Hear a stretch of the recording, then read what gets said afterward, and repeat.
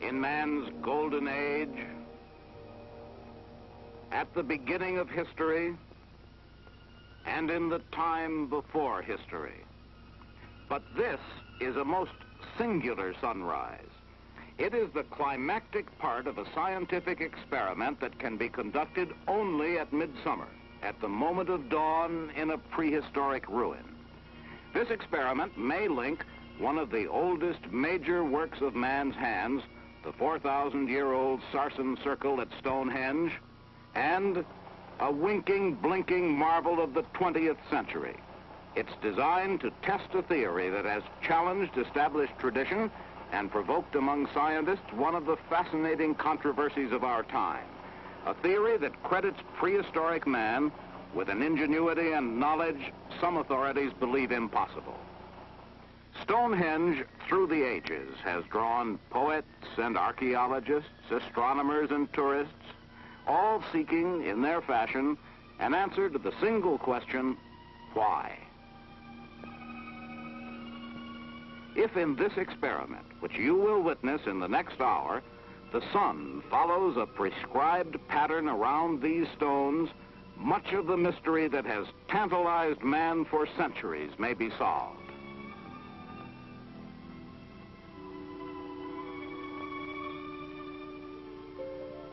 The Mystery of Stonehenge, with CBS News correspondent Charles Collingwood.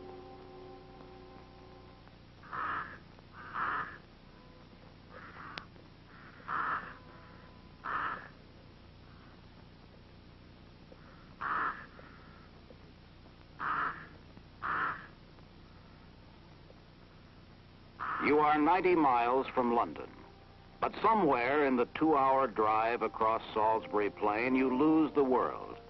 You lose all the thousands of years of recorded time and enter the dark, dateless world of prehistory. Stonehenge, immense, brooding, haunted by crows, a lonely ruin on the plain, raised by a race now faceless and forgotten. Legends cluster around these stones.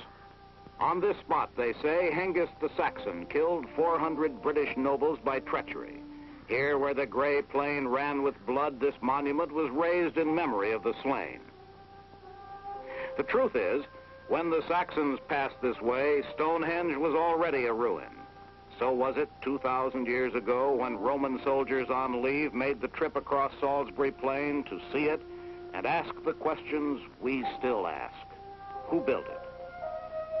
What men wrote their aspirations, their dreams, their terrors here in stone, long before the Greeks took Troy or Moses led the Exodus from Egypt, or Hammurabi wrote his code of laws in Babylon?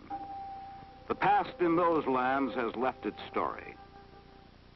But on this island, the stones are mute and anonymous. Will we ever read their message? These men say the message is clear. Stonehenge was the temple of an ancient Celtic priesthood, the Druids. This modern group has claimed their ritual and some grandiose ideas. The Druids go right back into the mists of time. And according to our traditions, the Druids built Stonehenge.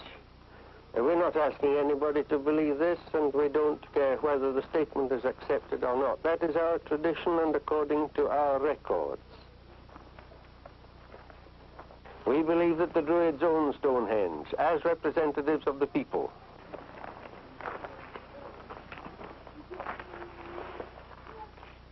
Is it peace? It is peace.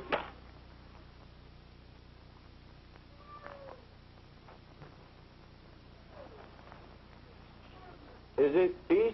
Peace.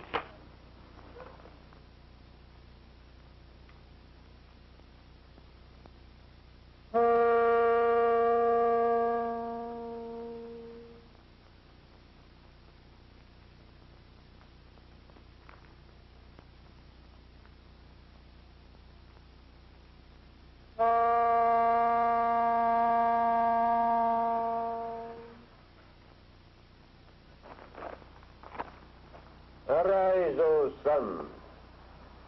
Let the darkness of night fade in in the beams of thy glorious light.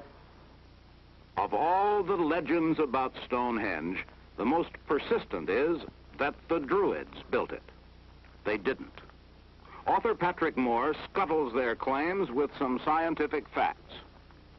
There's no evidence that the Druids had any connection with it at all, and there's a great deal of evidence that they didn't. It wasn't their kind of temple at all, and anyway, the dating is all wrong. The first parts of Stonehenge may have been put up about 2000 BC, round about that time anyway, and Stonehenge was certainly complete well before 1000 BC. There is no mention of the Druid cult in Britain much before 300 BC, and in fact we can be fairly certain that there were no Druids in Britain before 400 BC. So Stonehenge is as far away from the Druids in time as we are from the Norman invasion of Britain. The archaeologists don't know this, and they don't know that. But by some mysterious reason, they do seem to know that the Druids had nothing to do with Stonehenge. How they reconcile these two facts, I wouldn't know. If the Druids didn't build Stonehenge, who did? Reconciling facts is full-time work for the archaeologists, and they don't do it in libraries. Professor Richard Atkinson of University College Cardiff has spent 15 years investigating that mystery. Under his direction, this ancient earth has been combed and sifted handful by handful, so the bits of its story could be fitted together. Not much has survived 4,000 years. There is little evidence of where or how the people who built Stonehenge lived. But their barrow tombs dot the plain, and with his scanty clues, Atkinson has put together a picture of them. The men who built these long barrows about 2000 BC brought the revolution of farming instead of hunting as a way of life. Already their architecture was based on a standard unit of measurement used throughout Britain. There is evidence that they practiced human sacrifice. These are the people who may have laid out the first Stonehenge circle. The Stone Age farmers were conquered in 1800 BC by men who used bronze weapons.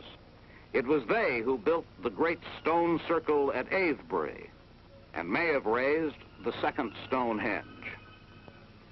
At this time, differences in wealth and class appeared with a warrior aristocracy such as Homer described. Silbury Hill, largest prehistoric mound in Europe. Archaeologists believe that somewhere within it lies the great chief who, in about 1500 BC, completed the building of Stonehenge. Archaeologists use many techniques for finding out about the past and draw on many scientific disciplines. Advances in chemistry and physics enabled them to date Stonehenge. Everything that lives holds particles of radioactive carbon. When an organism dies, that carbon begins to dwindle at a known rate. Check how much is left in any organic relic, and you know its age. Tests on a deer antler, a digging tool from Stonehenge, proved it was used 4,000 years ago, 1,000 years before the Druids.